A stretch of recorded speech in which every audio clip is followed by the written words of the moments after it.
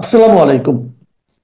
প্রিয় দর্শক, অন্য মঞ্চের আলাপ চাইতে আপনাদের সকলকে আমন্ত্রণ জানাচ্ছি। মুহূর্তে আপনাদের সামনে কথা বলতে এসে শেখ হাসিনার রায়ের আগুনে পুড়ে মরবে ইউনূস। আজকে একটা বিশেষ দিন হিসেবে অনেকে গণ্য করছেন, বিশেষ করে আওয়ামী লীগের শাটডাউন কর্মসূচি চলছে। সারা দেশ কার্যত এই মুহূর্তে শাটডাউনে আছে, সারা দেশ অচল। রাজধানী ঢাকা থেকে দূরপাল্লার বাস ছাড়েনি, ঢাকার বাইরে থেকে দূরপাল্লার বাস আসেনি, এবং গতকাল আকস্মিকভাবে দক্ষিণ পশ্চিমাঞ্চলের দুই বিভাগ খুলনা বরিশাল পুরোপুরি পরিবহন ধর্মঘটও ডেকেছে অন্য একটা ইস্যুতে। সবকিছু মিলে সারা বাংলাদেশ বিকল। আমরা কয়েকদিন যাবৎ শুনছি যে ককটেল বিস্ফোরণ হচ্ছে এখানে ওখানে, বাসে আগুন দেওয়া হচ্ছে। গতকালকে শুনলাম একজন উপদেষ্টা, প্রথম পাকিস্তান সফরকারী উপদেষ্টা সৈয়দা রিজওয়ানা হাসানের বাড়িতে ককটেল বিস্ফোরণ করা হয়েছে। তার আগে শুনলাম ওই যে উপদেষ্টা ফরিদা পারভিন, ফরহাদ মজহারের ওয়াইফ যিনি, তাদের একটা দোকান আছে মোহাম্মদপুরে, সেই দোকানে ককটেল বিস্ফোরণ হয়েছে। এনসিপির অফিসের সামনে বারে বারে ককটেল বিস্ফোরণ হচ্ছে। গ্রামীণ ব্যাংকের অফিসের সামনে, হেড অফিসের সামনে ককটেল বিস্ফোরণ হচ্ছে। সারা বাংলাদেশের বিভিন্ন অঞ্চলের গ্রামীণের কার্যালয়, গ্রামীণ ব্যাংকের কার্যালয়ে হামলা হচ্ছে। এগুলো কি? শেখ হাসিনার রায়কে কেন্দ্র করে সারা বাংলাদেশ আসলে ডক্টর ইউনূস, শুধু ডক্টর ইউনূস বললে ভুল হবে, ডক্টর ইউনূস এবং বাংলাদেশের স্বাধীনতা বিরোধী শক্তি আগুন জ্বালিয়ে দিয়েছে। এই আগুনের শেষ কোথায়? যারা আগুন জ্বালালো তারাই এই আগুনে পুড়ে মরবে। আজকে শেখ হাসিনার রায়, কিসের রায়, কার রায়? এই যে বর্তমানে যে সরকারটা, এই সরকারটা কিসের সরকার, কার সরকার? আপনার সরকার, আমার সরকার? এটা কি নির্বাচিত সরকার? একটা সুপ্রিম কোর্টের রেফারেন্স, সেই রেফারেন্সটার সঠিক কিনা বা সেই রেফারেন্সটা ভুয়া কিনা, সে ব্যাপারেও বিলিয়ন ডলারের কোশ্চিন আছে। এই কোশ্চিনকে কেন্দ্র করে আদালতে রিট পিটিশন পর্যন্ত করেছিলেন একজন আইনজীবী, সেটি খারিজ করে দেওয়া হয়েছে স্বাভাবিকভাবে, যেহেতু অবৈধভাবে দখল করা সবকিছু, আদালত, আইন সবকিছু, কাজেই খারিজ করে দেবে, এটি স্বাভাবিক। যে সরকারটি বৈধ কিনা এই প্রশ্নটা আছে, সেই সরকারের ট্রাইব্যুনাল, আন্তর্জাতিক অপরাধ ট্রাইব্যুনাল, সেটি কিভাবে বৈধ হয়? এবং সেটির জন্ম তো এই কারণে নয়, আজকে শেখ হাসিনার বিচার করা হচ্ছে। এটা 1971 সালের যুদ্ধ অপরাধী কিংবা মানবতা বিরোধী অপরাধীদের বিচার করবার জন্য এই ট্রাইব্যুনালটা। সেই ট্রাইব্যুনালটাকে নিজেদের মতো প্রতি সপ্তাহে সপ্তাহে আইন সংশোধন করে নিজেদের মতো গড়ে তুলে সেই ট্রাইব্যুনালে সাজানো গোছানো একটা রায় দেওয়া হচ্ছে। তাতে কি যায় আসে? এবং এই রায় কারা দিচ্ছে? এখানে বিচারক কারা? সব জামাতি। এই ট্রাইব্যুনালে কিন্তু জামাতের নেতাদের ফাঁসিতে ঝোলানো হয়েছিল, রায় দিয়ে ফাঁসিতে ঝোলানো হয়েছিল। এই ট্রাইব্যুনালটা পুরো ঘুরে গেছে। এক সময় ছিল জামাতের বিরুদ্ধে, যুদ্ধাপরাধীদের বিরুদ্ধে বিচারের ট্রাইব্যুনাল, সেই ট্রাইব্যুনালটাকে এখন জামাত দখল করেছে। বিচারকরা জামাতের, প্রসিকিউটররা জামাতের, চিফ প্রসিকিউটর জামাতের। এই ট্রাইব্যুনালের সাথে যারা যুক্ত আছে তারা সবাই জামাতের। ইউনূস এক প্রকার বলা যায় যে এই ট্রাইব্যুনালটাকে জামাতের কাছে দিয়ে দিয়েছে, জামাতের একটা দলীয় আদালত হিসেবে দিয়ে দিয়েছে। সেই আদালত শেখ হাসিনার রায় ঘোষণা করবে। আমরা যে মুহূর্তে কথা বলছি সেই মুহূর্তে হয়তো রায় ঘোষণা শুরু হয়ে গেছে, বা ভিডিওটা যখন প্রচার হচ্ছে তখন রায় ঘোষণা চলছে। এই রায় নিয়ে এত আগ্রহের কি আছে? এই রায় তো জানাই আছে যে এই রায়টা কি হবে। এই রায় শেখ হাসিনার একটা সাজানো ফাঁসি দেবে, তাতে কি যায় আসে? যে সরকারটাই বৈধ নয়, যে আদালতটাই বৈধ নয়, যে আদালত রায় দেবে, সেই আদালতের রায়টা বৈধ হয় কিভাবে? প্রশ্নই আসে না। আসলে এদের মরণের পুরোপুরি পাখা গদিয়ে গেছে। আমি গতকালকে সোশ্যাল মিডিয়ায়, ফেসবুকে একটা স্ট্যাটাস দিয়েছিলাম যে কতই না আরামে ছিলেন তারা। আওয়ামী লীগ ক্ষমতাকালে আওয়ামী লীগের গোষ্ঠী উদ্ধার করেও কেউ সুদের ব্যবসা করেছেন, কেউ বিভিন্ন পণ্যের ব্যবসা করেছেন, যেমন এই যে ফরিদা আক্তার, তার একটা দোকান আছে, দোকানে পণ্য বিক্রি করেন। ডক্টর ইউনূস গ্রামীণ ব্যাংকের মাধ্যমে সুদের ব্যবসা করেন, আবার পরিবেশ নিয়ে ব্যবসা করেন, বিদেশি ফান্ড টান্ড এনে, এই যে সৈয়দা রিজওয়ানা হাসানরা, কিংবা বিভিন্ন এনজিও বিভিন্ন ব্যবসা করেন। এই ব্যবসাগুলো কত আরামে আওয়ামী লীগের একদিকে 14 গোষ্ঠী উদ্ধার করেছে আওয়ামী লীগ ক্ষমতাকালে, আর একদিকে আওয়ামী লীগের গোষ্ঠী উদ্ধার করেও তারা আরামে ব্যবসা বাণিজ্য ফুলে ফেপে উঠেছেন। শুধু এদের কথা বললে হবে না, এই যে জামাত শিবির আজকে যে মরণ কামড় দিতে বসেছে স্বাধীনতার পক্ষের মানুষজনকে, মুক্তিযুদ্ধকে, এমনকি মুক্তিযুদ্ধ নেতৃত্ব দেওয়া আওয়ামী লীগকে মরণ কামড় দিতে বসেছে, তারাও কতই না আরামে এই দেশে ব্যবসা বাণিজ্য করে খেয়েছে। ছাত্রলীগ আওয়ামী লীগের লুঙ্গির তলে ঢুকে পড়েছে, আওয়ামী লীগ সেজেছে, ওয়েস্ট কোট পরে, মুজিব কোট আমরা যেটাকে বলি, সেই মুজিব কোট পরে জামাতের লোকজন আওয়ামী লীগ সেজে, শিবিরের লোকজন আওয়ামী লীগ সেজে বসে থেকেছে। এমনকি সেই সময়ের প্রধানমন্ত্রীর গণভবন থেকে শুরু করে প্রধানমন্ত্রীর কার্যালয় পর্যন্ত সেসব জায়গাতেও এই জামাত শিবির ঢুকে বসেছিল। কতই না আরামে ছিল আসলে।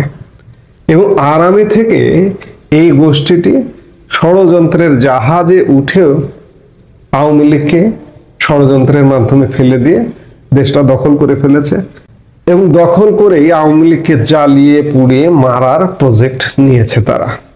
যে আগুন জ্বালিয়েছে, এই আগুনেই এই ষড়যন্ত্রীগণ পুড়ে না মরা পর্যন্ত এদের রক্ষা নেই। সার্বিক অবস্থা বিচার বিশ্লেষণ করে এটা অন্ততপক্ষে নিশ্চিত, এই যে গত কয়েকদিনের এখানে হামলা ওখানে হামলা, এদের উপরে হামলা শুরু হয়েছে। এবং এদের উপরে হামলা আসলে কে করছে, এটাকে আওয়ামী লীগ করছে, এটা বলার কোনো কারণ নেই। এই দেশটাকে অস্থির করতে চায় কারা? জঙ্গিরা। অস্থির করে জঙ্গিরা এই মুহূর্তে তো উন্মুক্ত, বাংলাদেশে তো হামলা করছে, তারা ভারতে গিয়ে পর্যন্ত হামলা করছে। দেখুন না কি ঘটে।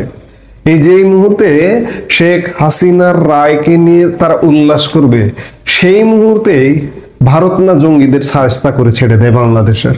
কারণ ভারতে ওই যে জঙ্গি হামলা, দিল্লি যে লালকেল্লা জঙ্গি হামলা, সেই হামলায় বাংলাদেশি যোগ অত্যন্ত জোরালো ভাবে পেয়েছে। ভারতীয় গণমাধ্যমে এটা ব্যাপকভাবে আলাপ আলোচনা ইতিমধ্যে হওয়া শুরু হচ্ছে। জাস্ট ভারত অফিসিয়ালি প্রকাশ করা বাকি, বা ভারতীয় গোয়েন্দা সংস্থার রিপোর্টটা ভারত সরকারের হাতে দেওয়াটা বাকি। এই উল্লাসটা হয়তো উল্লাস হবে না, উল্লাসের আগেই ঘটনা ঘটে যাবে, উল্লাস করতে করতে ফুটিয়ে দেবে। কাজেই যে আগুনটা বাংলাদেশে জ্বালিয়ে দেওয়া হলো, সেই আগুনে এরা পুড়ে ছারখার হয়ে যাবে। কারণ প্রতিহিংসার রাজনীতি এরা শুরু করেছে। আমি বললাম যে আওয়ামী লীগের 14 গোষ্ঠী উদ্ধার হয়ে গেছে, উদ্ধার করা হয়েছিল, আবার ষড়যন্ত্রে সামিল হয়েছিল। আওয়ামী লীগ আসলে কিচ্ছু বলেনি, তবে আওয়ামী লীগ মনে হয় শিখলো যে কিভাবে দানব হতে হয়, কিভাবে দমন করতে হয়, ব্যবসা বাণিজ্য সব বন্ধ করে দিতে হয়। আওয়ামী লীগের যেমন ব্যবসা বাণিজ্য জীবন জীবিকা বন্ধ করে দিয়েছে, এগুলো কিভাবে বন্ধ করে দিতে হয়। এই যে ষড়যন্ত্রকারী এনজিও ব্যবসায়ীরা, সুদ ব্যবসায়ী, পরিবেশ ব্যবসায়ী, কিংবা এই যে জামাত শিবিরের বিভিন্ন ব্যবসায়ী গ্রুপ, বিভিন্ন প্রতিষ্ঠান, এগুলো যে আওয়ামী লীগের আমলেও কি আরামে চলেছে, আওয়ামী লীগকে মনে হয় শিখিয়ে দিল। কারণ আওয়ামী লীগ আসবেই, আওয়ামী লীগ ফিরবেই। আওয়ামী লীগকে কেউ যদি দাবিয়ে রাখতে চায়, এটা পারবে না আসলে। কদিন আগেও যারা বলছিল যে আওয়ামী লীগ শেষ, আওয়ামী লীগ আসবে না, কিন্তু না, আওয়ামী লীগ আসছে। খুব বড় ধরনের ধেয়ে আসছে, খুব বড় ধরনের সাউন্ড পাওয়া যাচ্ছে। আমি কানে সাউন্ড পাই, আমার কান আছে হয়তো, আমি সাউন্ড পাই। আপনার কান নেই, আপনি সাউন্ড পান না, এটা আপনার ব্যাপার। কাজেই আওয়ামী লীগ আসলে কি পরিণতি হবে? আবার কি লুঙ্গির তলায় এরা ঢুকবে আওয়ামী লীগের, ছাত্রলীগের? আমার মনে হয় না এবার এটা সম্ভব হবে। কারণ এবার এই যে গত 16 মাস যাবত তৃণমূলের সাধারণ মানুষ, নেতা কর্মী যেভাবে ভুগছে, কেউ যদি কোনো এমপি মন্ত্রী বা নেতার তলায় গিয়ে ঢোকে, কোনো জামাত শিবির বা এই জঙ্গিরা বা এই যে ব্যবসায়ীরা যারা দেশটাকে দখল করেছে, তারা যদি ঢুকতে চায়, তাদের মনে হয় তৃণমূলের কর্মীরাই সাইজ করে দেবে। কাজেই এই যে শেখ হাসিনার রায়, এই রায়ের আগুনটা যে জ্বালানো হলো, এই আগুনে ইউনূস এবং তার সঙ্গী সাথীরা, রাজনৈতিক দল জামাত, বিএনপি বা অন্যান্য যারা আছে, তারাই জ্বলে পুড়ে মরে ছারখার হয়ে যাবে। পরিস্থিতি কিন্তু সেদিকেই যাচ্ছে। কাজে আজকে রায়ে কি হলো, এই রায় সাজানো রায় মৃত্যুদণ্ড ঘোষণা করবে, এটা আগে থেকেই।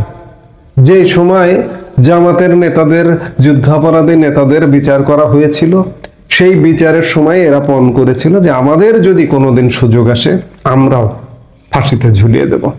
আজকে সেই ফাঁসির ঝোলানোর রায় ঘোষণা করবে, এই রায়ের 1 পয়সা মূল্য নেই। কয়েকদিন ধরেই আমি বলার চেষ্টা করছি যে বাংলাদেশে আসলে হাওয়া বদলে গেছে, রাজনীতির হাওয়া। বিশেষ করে কেউ কেউ এটা হয়তো বিশ্বাস করছেন না। আজকে যখন অপেক্ষা করছি যে ক্যাঙ্গারু কোর্টে, তাইজুলের কোর্টে সাজানো রায়টা কি হবে, সেই অনেকক্ষণ ধরেই তারা পড়তেছে, আমি জানি না কি পড়তেছে, এই সাজানো রায় যেটা অলরেডি সবাই জানে। যাই হোক, এই ফাঁকে হঠাৎ করে দেখলাম একটা নতুন খবর আর কি। জুলাই যোদ্ধারা ঠিক করছে যে ঢাকা শহরে খেলার মাঠের অভাব, সুতরাং ধানমন্ডি 32 নম্বরের যে বঙ্গবন্ধুর বাড়িটা, সে ঐতিহাসিক বঙ্গবন্ধু ভবনটাকে তারা এর আগে 2 দফায় ভেঙেছে। 5ই আগস্ট পুড়িয়ে দিয়েছে, পরে ফেব্রুয়ারিতে আবার সেটা বুলডোজার দিয়ে গুড়িয়ে দিয়েছে। এবার তারা মাটির সাথে মিশিয়ে সেখানে খেলার মাঠ বানাবে, এবং সেই জন্য তারা 2টো বুলডোজার ভাড়াও করেছে। বলছে এটা নাকি তাদের নিজেদের টাকায় ভাড়া করা, তাদের নাকি সরকার বুলডোজার প্রকল্পে কোনো টাকা দেয় নাই। সাধারণত এই নিউজ তো সব এই আকামে যত টাকা দেয়, এই যে আসিফ মাহমুদরে এই শাটডাউন ঠেকানোর জন্য 28 কোটি টাকা দিছে। এখন কথা উঠছে যে আসিফ মাহমুদ এই 28 কোটি টাকা কোথায় খরচ করছে আর কতখানি সে মারছে, এটা নিয়ে আবার একটা কেওয়াজ হয়েছে। যাই হোক, ওইটা নিয়ে আজকের আলাপ নাই। এখন এই বুলডোজার ভাড়া করে তারা খুব আওয়াজ দিচ্ছে তারা যাবে, রায় ঘোষণার সময়ই যাবে। তো এর মধ্যে তারা ওই অনেকেই আবার কাছাকাছি চলে আসছে। তো আর্মি আজকে কিন্তু খুব হার্ড লাইনে রয়েছে। আর্মি বলছে না, এটা এখানে এসে টাফালিং করা যাবে না, এটা আইনে নাই। এই আর্মিকে আমরা দেখছি যে হাস্যকর ভাবে মানে আনসার বাহিনী হয়ে ফেব্রুয়ারি মাসে চলে যাইতে, 5ই আগস্ট তারা রক্ষা করেনি, কিন্তু আজকে তারা খুব ভাঙা বাড়ি রক্ষায় অন্তত তারা যে সাহসিকতার পরিচয় দিয়েছে, তাদের একটা ধন্যবাদ না জানালে দেশবাসী আপনারা হয়তো মাইন্ড করবেন। আপনারা আমাদেরই তো আর্মি। যাই হোক, একটা শহরের প্রাক্তন মেয়র তিনি ফেসবুকে একটা স্ট্যাটাস দিয়েছেন। তিনি একটা অনুরোধ করেছিলেন যে 32-এর আশেপাশ থেকে সাধারণ মানুষজন যেন সরে যায়, তারা প্রস্তুত, যে কোনো অ্যাকশনে তারা যাবে। এবং এর মধ্যে যে ঘটনাটা ঘটেছে, এই বুলডোজার যেটা তারা ভাড়া করছে এই জুলাই যোদ্ধারা, সেই বুলডোজার আর্মি প্রথমে বুলডোজারের চাবি নিয়ে নিছে, তো বুলডোজাররা নড়াচড়া করতে পারে না। এরপরে ভাইঙ্গা চুরা নাট বল্টু এগুলো খুলা মোটামুটি বুলডোজারটাকে একেবারে মানে খুলা ভেঙে চুরা পালাইছে আর কি। এটাকে আবার রিঅ্যাসেম্বল করা যাবে কিনা, কারণ তারা হাতুড়ি দিয়ে পিটায় মুটায় ভাঙছে। আপনারা একটু ভিডিওটা দেখেন।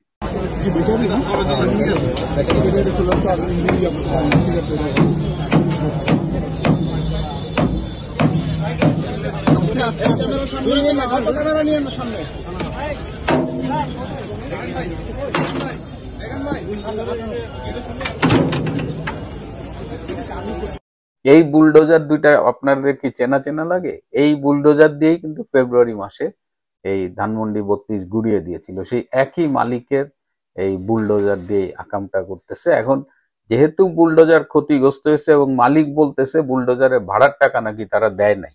জুলাই যোদ্ধারা বলছে নিজের টাকায় ভাড়া করছি, কিন্তু মালিক বলতেছে ভাড়ার টাকা দেয় নাই। এবং মালিকের এখন তো আমসালা সব গেছে পুরা, মানে গো মা সা যেটাকে বলে, একেবারে পুরা মারা সারা আর কি।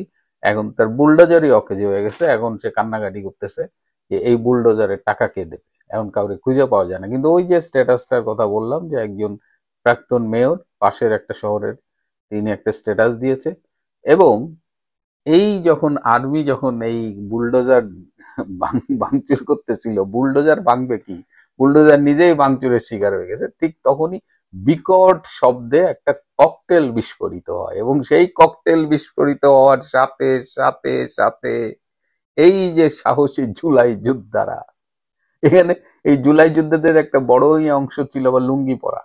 বুঝেন এই লুঙ্গি পরে কারা আসছে? এরা সাধারণত মোহাম্মদপুরের বেহারিপট্টি থেকে আসে, বা এরকম ভাড়া টোকাই, অধিকাংশ হলো ভাড়া করা টোকাই, ভাড়াও রাস্তাঘাট থেকে টোকাই নিয়ে আসে। এই টোকাই জুলাই যোদ্ধা যারা ছিল, লুঙ্গি তুলার দৌড়, মুহূর্তে জায়গাটা ফাঁকা হয়ে গেছে। আসসালামু আলাইকুম।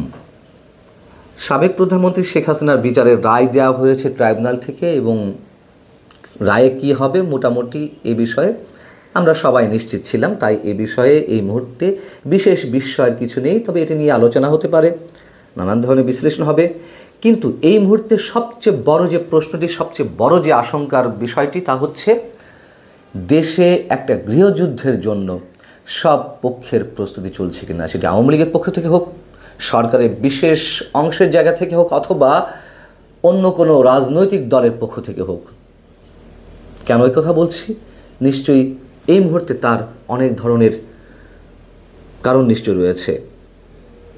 গত কয়েকদিন আগে, আপনাদের নিশ্চয় মনে আছে, গত সপ্তাহখানেক আগে বা তার কয়েকদিন আগে, শেখ হাসিনা একযোগে তিনটি আন্তর্জাতিক গণমাধ্যম, রয়টার্স, দ্য ইন্ডিপেন্ডেন্ট এবং এএফপিকে একটি সাক্ষাৎকার দিয়েছিলেন। সেখানে তিনি মন্তব্য করেছিলেন যে আওয়ামী লীগবিহীন কোনো নির্বাচন জনগণ মেনে নেবে না। এই ধরনের মন্তব্য ছিল। সেখানে নির্বাচন প্রতিহতের কোনো ডাক ছিল না, সেটি এখন সামনে আসছে।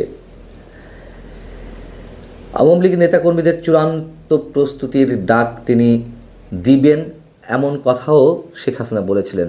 গত 13ই নভেম্বর লকডাউন যে কর্মসূচি পালিত হলো আওয়ামী লীগের পক্ষ থেকে, তার আগে তিনি যে বার্তা দিয়েছেন, তিনি যে বক্তব্য দিয়েছেন, শেখ হাসিনার কথা বলছি, তিনি সেখানে মন্তব্য করেছিলেন যে যে যেখানে আছো, যার যা কিছু আছে তা নিয়ে তৈরি হও, মাঠে নামতে হবে।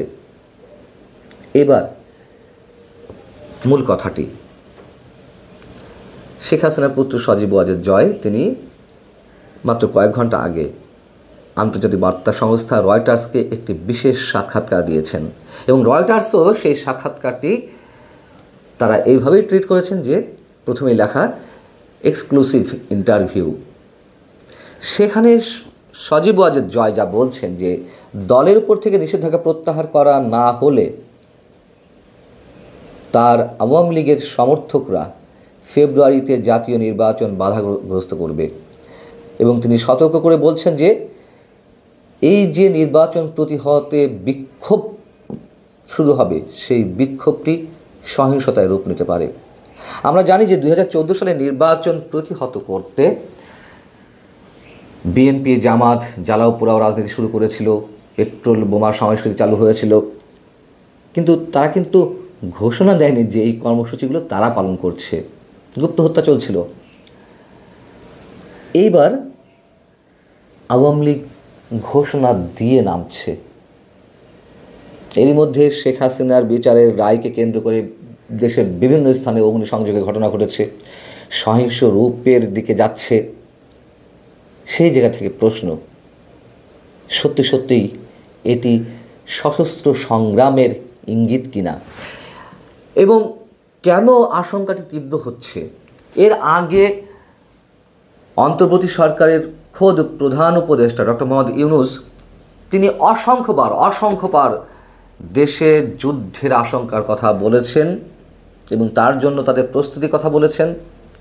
তার যে উপদেষ্টা পরিষদ, সেই পরিষদের অন্যতম ছাত্র উপদেষ্টা, প্রভাবশালী ছাত্র উপদেষ্টা আসিফ মাহমুদ সজীব ভুইয়া, তিনি তো একটি টেলিভিশনে সরাসরি বলেছেন যে 24-এর অভ্যুত্থান যদি সফল না হতো তাহলে তারা সশস্ত্র বিপ্লবের পরিকল্পনা করছিল। এখন সশস্ত্র বিপ্লবের জন্য তো অস্ত্রের প্রয়োজন হয়, সেই অস্ত্রের যোগান নিশ্চয় তাদের কাছে ছিল। এটা তো যুক্তির কথা, সমীকরণের কথা। অস্ত্র ছাড়া তারা সশস্ত্র বিপ্লব করবে কেমন করে? তাহলে সেই অস্ত্রগুলো কোথায়? সরকারের আর এক প্রভাবশালী ছাত্র উপদেষ্টা মাহফুজ আলম, তিনিও কথায় কথায় গৃহযুদ্ধের কথা বলছিলেন, এবং সর্বশেষ এসে ডিএমপি কমিশনার মিস্টার সাজ্জাদ সাহেব তিনি কী মন্তব্য করলেন যে শেখ হাসিনার বিচারের রায়কে কেন্দ্র করে যে অবস্থা চলছে, তাতে কেউ যদি যানবাহনে অগ্নিসংযোগ করে তাহলে দেখা মাত্র গুলি চালানোর নির্দেশ দিয়েছেন। এটি তিনি কোন এখতিয়ারে বলেন? পুলিশের পোশাক গায়ে পরিহত অবস্থায় দায়িত্বশীল পদে থেকে তিনি এই মন্তব্যটি কীভাবে করেন? তার মানে কি যুদ্ধের মোটামুটি উস্কানি সব পক্ষের পক্ষ থেকে আসছে? আমরা এগুলো খুব হালকাভাবে নিব? সজীব অজের জয় তিনি রয়টার্সকে দেওয়া সাক্ষাৎকারে বিচারের রায়কে কেন্দ্র করে আরেকটি কথা বলেছেন। যেহেতু রায় ঘোষণার আগে এই সাক্ষাৎকারটি তিনি দিয়েছেন, সেখানে তিনি বলছেন, আওয়ামী লীগ ছাড়া আমরা নির্বাচন হতে দেব না। আমাদের প্রতিবাদ ক্রমশ শক্তিশালী হতে চলেছে এবং আমরা যা কিছু করা দরকার তাই করব। আন্তর্জাতিক সম্প্রদায় যদি কিছু না করে তাহলে অবশেষে এই নির্বাচনের আগে বাংলাদেশে সহিংসতা দেখা দিতে পারে, সংঘর্ষ হতে পারে। এবং সেখানে তিনি এই কথাও বলছেন যে ভারত শেখ হাসিনাকে পূর্ণ নিরাপত্তা দিচ্ছে এবং সেই নিরাপত্তাটি হচ্ছে একজন রাষ্ট্রপ্রধানের মতোই, অর্থাৎ তারা এই বিষয়টি নিয়ে চিন্তিত নয়। এবং ভারতও যে নির্বাচনটি খুব সহজে চাইছে না, একতরফা নির্বাচন, তারা অংশগ্রহণমূলক নির্বাচন চাইছে। এটি আওয়ামী লীগের জন্য না হোক, এটি অন্য কারোর জন্য না হোক, তাদের নিজেদের স্বার্থে চাইছে। তার কারণ এরই মধ্যে মৌলবাদী সাম্প্রদায়িক গোষ্ঠীর যে আচরণ, সেক্ষেত্রে তারা তো চাইবে না খুব স্বাভাবিকভাবে যে তারা খুব শক্ত অবস্থানে আসুক। এখন কথা হচ্ছে যে গত 7-8 মাস আগে থেকেই আমি একটি কথা বলে আসছিলাম, মাঝখানে যদিও 3 মাস আপনাদের সামনে কোনো ধরনের কোনো কথা বলতে পারিনি, তাই আবারও মনে করিয়ে দিই, নির্বাচন হবে না, না হওয়ার সম্ভাবনাই মোটামুটি 95%। এটি আমার সমীকরণ। নির্বাচন হবে না, অথবা ডক্টর মোহাম্মদ ইউনূসের অধীনে কোনো নির্বাচন অনুষ্ঠিত হবে না। এবার আপনারা মিলিয়ে নিন কোন দিকে যাচ্ছি আমরা। এবং যেই আশাবাদের জায়গা থেকে 24-এর অভ্যুত্থানে সাধারণ মানুষের অংশগ্রহণ ঘটেছিল, কী কারণে? একটা সুষ্ঠু, অবাধ, অংশগ্রহণমূলক নিরপেক্ষ নির্বাচনের মাধ্যমে একটি গণতান্ত্রিক সরকার দেশে প্রতিষ্ঠিত হবে, এই কারণেই তো আওয়ামী লীগের উপরে মানুষের ক্ষোভের জায়গাটি তো প্রচণ্ডভাবে ছিল, এখানেই বেশি, আরও অন্যান্য কারণ ছিল। সেই জায়গাটি নিয়ে নানান ধরনের ছলচাতুরি হচ্ছিল। এবং জামাত এবং এনসিপি তারাও যে নির্বাচন চায় না, নির্বাচন লেন্দি করা হোক, নির্বাচন যত বেশি দেরিতে হবে তারা ক্ষমতার স্বাদটি পরিপূর্ণভাবে উপভোগ করতে পারবে। আওয়ামী লীগ যে কাজটা করেছিল, বিএনপিবিহীন নির্বাচন, নিশ্চয়ই আমরা কেউ সেটি মেনে নিতে পারিনি, যে প্রক্রিয়ায় বিএনপিকে নির্বাচন থেকে বাইরে রাখা হোক না কেন। এবং সেই একইভাবে এই সরকার বা অন্যান্য রাজনৈতিক দলগুলো আওয়ামী লীগকে বাদ দিয়ে নির্বাচন অনুষ্ঠিত করতে যাচ্ছে, এটিও নিশ্চয়ই মানা যাবে না, তাই না? সরকার বারবার বলে জনগণ সিদ্ধান্ত নেবে আওয়ামী লীগ থাকবে কি না থাকবে। তা জনগণ যদি সিদ্ধান্ত নেয়, সেই পুরনো কথা আবারও উল্লেখ করি, জনগণের সিদ্ধান্ত নেওয়ার সুযোগটি কোথায় রাখা হলো? নির্বাচনে যদি আওয়ামী লীগ অংশ নিত, প্রত্যাখ্যানের সুযোগ পেত। যদি নির্বাচনে অংশগ্রহণের সুযোগ নাই দেওয়া হয়, তাহলে তাদের আর প্রত্যাখ্যানের বিষয়টি কী থাকে? সব মিলিয়ে যা হতে যাচ্ছে, নিঃসন্দেহে আমাদের আশঙ্কাটি তীব্র হচ্ছে। দেশে যুদ্ধের যে সাজ রব, সেই রবের ধ্বনি আমরা পাচ্ছি কিনা। ভালো থাকুন সবাই।